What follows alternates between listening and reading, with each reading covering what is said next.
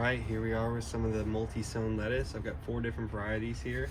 I'm going to show you the process of separating them. This is how you can get tons of different lettuce plants with just this much space to start out.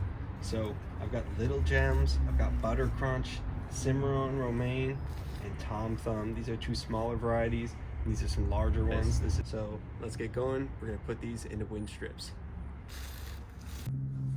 All right, let's take a look at the Tom Thumb. So you want to gently turn the pot over, and I want to wait until there's at least 1 or 2 sets of true leaves, so that you know that the roots are going to be big enough that you got a little bit going at the bottom. It makes it so you get a little bit better success when you go to separate them. And you want to just like open it kind of like a book and just start gently teasing them apart from each other. See, like that. Boop. You can slowly break them up into smaller pieces, or you can start grabbing some of these ones right off the end right here. And don't worry if some of the roots break, as long as you keep some of them intact, then it's going to work out for you. And then we'll plant these up.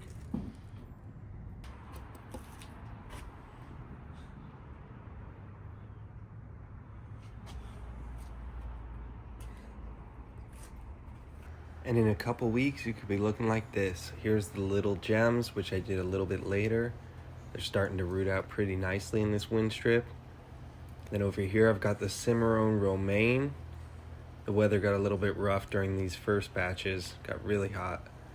And then I've got the Butter Crunch on the left and the Tom Thumb on the right. Got pretty good success on these ones overall, way more lettuce than I need. Try it out.